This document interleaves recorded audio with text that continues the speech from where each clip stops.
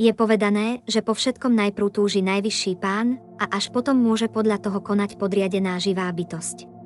Živá bytosť vidí iba vtedy, keď vidí Pán, cíti iba vtedy, keď cíti Pán a tak ďalej. Hlavnou myšlienkou je, že živá bytosť nemôže robiť nič nezávisle. Môže si iba myslieť, že niečo robí nezávisle, ale nemôže konať nezávisle.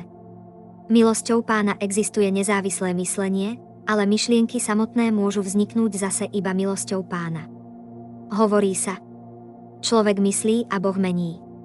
Celé toto vysvetlenie sa snaží ukázať absolútnu závislosť živých bytostí a absolútnu nezávislosť najvyššieho Pána. Menej inteligentní ľudia, ktorí tvrdia, že sú na úrovni Boha, musia najskôr dokázať, že sú absolútni a nezávislí a až potom môžu začať vyhlasovať, že sú totožní s Bohom. Toto je veľmi dôležitý bod pre lepšie rozvinutie Krišna vedomia. Všetko vníma najprv Krišna a jeho expanzie, až potom to vnímame my a falošne si myslíme: aha, to som ja. Toto je hmotné vedomie. Je to on, kto vníma a tvorí celý náš život, každú jeho sekundu. On je prvý a zároveň zdroj aj subjekt toho, čo je vnímané. My sme až druhý a robíme si na to falošné vlastnícke právo. Každú jednu emóciu, zážitok, túžbu, pripútanosť či nenávisť. Krišna má povedomie o všetkom, čo duša vníma, ale na rozdiel od nej je nadto povznesený. Nikdy nie je zmetený vplyvom kvalít hmotnej prírody. Skúste si to len predstaviť. Každý človek na zemi. Ich vnímanie, túžby, predstavy, nostalgia, vzťahy a problémy. Krišna vie o všetkom. Ďalej to vysvetľuje aj táto pasáž. Napríklad mozog nie je nič než hmota, ale keď je aktivizovaný energiou najvyššej osobnosti božstva, môže konať, rovnako ako železo môže páliť, keď je do ruda rozžeravené ohňom. Mozog môže pracovať, keď bdíme, alebo dokonca keď snívame, ale keď tvrdo spíme alebo sme v bezvedomí, je nečinný. Keďže je to kus hmoty, nemá nezávislú schopnosť konať. Môže konať jedine vtedy, keď je obdarený vplyvom najvyššieho Pána, osobnosti božstva, ktorý je Brahman či Parabrahman.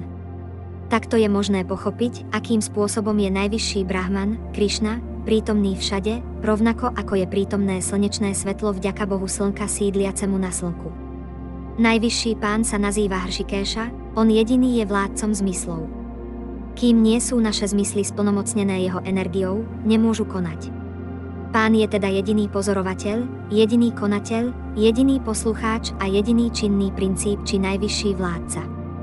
Záver z toho pre nás je, že nie sme v ničom nezávislí. Aj tá najmenšia vec je ovládaná ním. Skúste sa nad tým prosím hlbšie zamyslieť.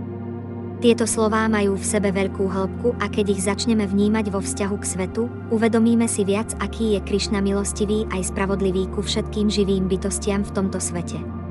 Je to on, kto ich vedie a je ich vlastným životom. On je naša inteligencia, to ako uvažujeme, ako vnímame. Všetko najprv vníma Krišna, až potom my. On tvorí naše podmienenie, pripomína nám minulé túžby. Keď sa duša odovzdá, jej život už riadi Pán samotný úmerne jej odovzdaniu. Lebo on je jej inteligenciou, zmyslami, mysľou a všetkým.